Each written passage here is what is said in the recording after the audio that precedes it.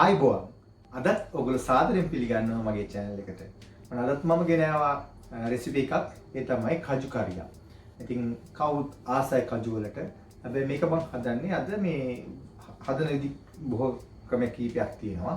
මම අද හදන්නේ මේක කිරට හදන්න. ඒ කියන්නේ පොඩි ළමයෙකුටත් ලොකු කෙනෙකුට ඕනේ කෙනෙකුට කන්න පුළුවන් විදිහට කිරට හදා ගන්න විදිහ තමයි මම කියලා දෙන්නේ. ඉතින් බලමු මේකට මොනවද අවශ්‍ය අමුද්‍රව්‍ය කියලා. ඉතින් මේ තියෙන්නේ මම තම්බ ගත්ත මේ කජු. ඉතින් මේක තම්බ ගන්නකොට මම පාවිච්චි කරා මෙතනට මේ කහ යාන්තම් පොඩ්ඩක් දැම්මා ලස් පාටක් එන්න. දාලා මම මේක තම්බ ගත්තා. ඒ තැඹුණන් පස්සේ මතක තියාගන්න වතුර අයින් කරලා තියෙන්නේ. දැන් මේ වගේ මේ විදිහට කැඩෙන්න ඕනේ මේක තැඹුණන් පස්සේ. ඉතින් ඕව කුක් වෙන්නත් බෑ මේක. ඉතින් ඒක නිසා මම මේ විදිහට තම්බගෙන තියෙන්නේ. ඉතින් ඊළඟට අපිට අවශ්‍ය වෙනවා මේකට ලුණු අවශ්‍ය වෙනවා. ඊට පස්සේ මේ කුඩු පොතු කරපිංච සුදු ලුණු රම්පේ ඊළඟට කොළ පාට මේ අවු මිරිස් ඊළඟට තියෙනවා අමු පහේ ඊළඟට මෙතන තියෙනවා මේ මස්ටර්ඩ් තියෙනවා මස්ටර්ඩ් සීඩ් ඊළඟට කහ කුඩු ඊළඟට ලුහාල් තියෙනවා ලුණු තියෙනවා හොඳ උකු කළ පොල් කිරි තියෙනවා. ඉතින් මේ කිරි පොල් කිරි හරිය අවශ්‍ය වෙනවා මේකදී හොඳට කිරට හේතුව අපි මේ කිරට හදාගන්න නිසා. අපි මුලින්ම මේ වගේ හට්ටියක් ලිපේ තියාගෙන තෙල් ටිකක් වේදරිකොන් තෙල් නම් ගොඩක් දාන්න එපා. ටේබල් ස්පූන් දෙකක් හොඳට මැටි. ඒ දාලා මේ. ඉතින් මම මුලින්ම මස්ටර්ඩ් ටිකක් දානවා. මේ විදිහට. ඉතින් අපි ඒ වගේම පිළිවෙලින් මේ විදිහට කරපිංචා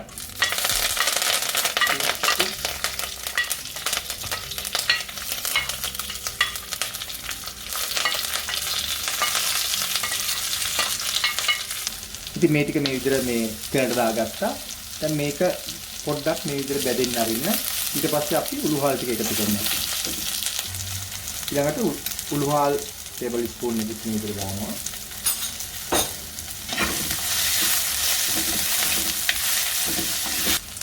ඉතින් මේක ඔයගොල්ලෝ පේන ඇති දැන් හැමදේම බැදිගෙන මේ අබ්බ ටිකත් හොඳට පුපුරලා තියෙන්නේ. දැන් මම මේකට එකතු කරනවා මේ වතුර ස්වල්පයක්. ඉස්සෙල් කිරි දාන්න කලින් වතුර ස්වල්පයක් එකතු කරනවා. වතුර ගොඩක් දාන්න එපා. වතුර ටිකක් දාගන්න.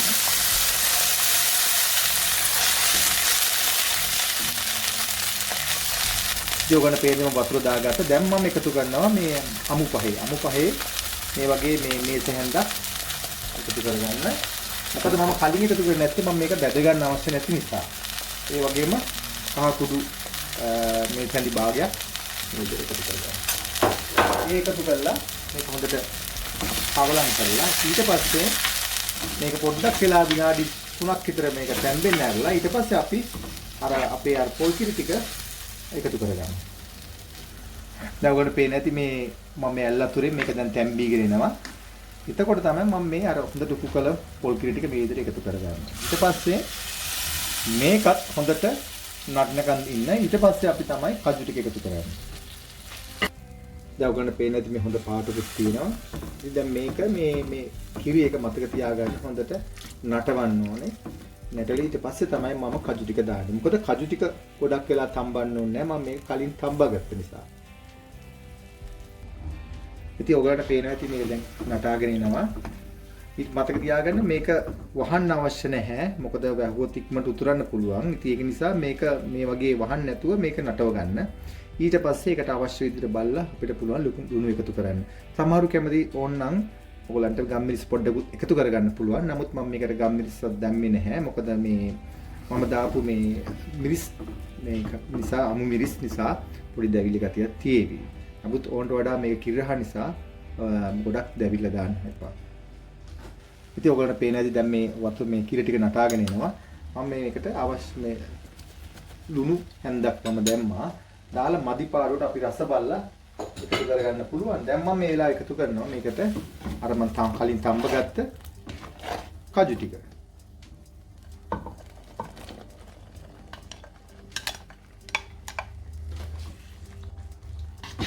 මේක අවලං කරලා මෙතන විනාඩි 5ක් 10කට කිට් වෙන ප්‍රමාණයක් ඔයාලා ගින්දර අනුව බලලා ගින්දර ගොඩාක් වැඩි කරගන්න එපා.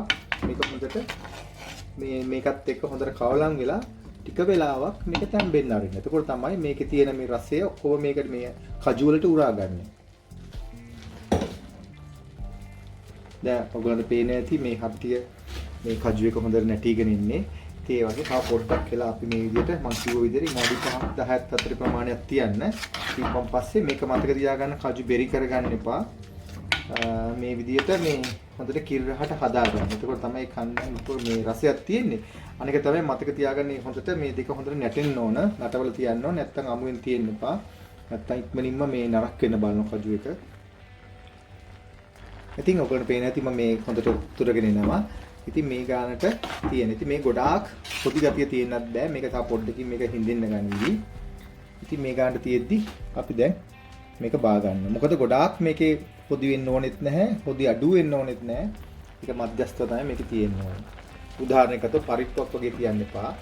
මේක හොඳට මේ කැලි පේන පොඩි ගතිය ආන්තම් තියෙන්න තමයි මේක ගන්න ඕනේ. ඉතින් මම දැන් ගින්දර නිවා ගන්නවා. ඉතින් ඔකට පේනවා ඇති දැන් මම මේ විනාඩි කිහිපයක් ගියන් පස්සේ තමයි මේ තත්ත්වයට ආවේ. මොකද දැන් බලන්න පොඩි ගතිය හොඳට හිඳිලා ඒ ගානට තියෙනවා. පොත ගොඩක් පොඩි ගතිය වැඩිත් නැහැ. ඉතින් ඔයගලන්ට පුළුවන් මේකට මම කලින් කිව්වා වගේම ගම්රිස් අවශ්‍ය වුණා. ගම්රිස්යක් එහෙම දාගන්න පුළුවන්. ඉතින් ඔයගොල්ලෝ දැක්කාද කොහොමද මම මේ කජු කරිය හදාගත්තේ කියලා. ඉතින් හරියම ලේසි, අමාරු නැහැ. හොඳම දේ තියෙන පරිස්සම් වෙන දේ තමයි මේක තම්බ ගන්න ගිහිල්ලා මේක ඕවර් කුක් කරගන්න එපා. නැත්තම් බෙරි වෙලා යන්න පුළුවන්. ඒ කජු එක තැම්බිලා හොඳට තියෙන්න ඕනේ හපනකොට. මේ ඉතින් හරි ලේසි. ඔයගොල්ලෝ හදලා බලන්න. හදලා බලලා මොනවද කියලා නම් කමෙන්ට් එකක් දාන්න අපේ Facebook page එකට. එහෙනම් මම හිතනවා ඔයගොල්ලෝ යමක් අධිගෙන ගන්න නැති කියලා. මේ කොහොමද හදාගන්නේ කියලා. නැවතත් මේ වගේම තවත් වීඩියෝ එකකින් හම්බ වෙන තුරු ඔබට සුබ දවසක්. ආයිබෝවන්.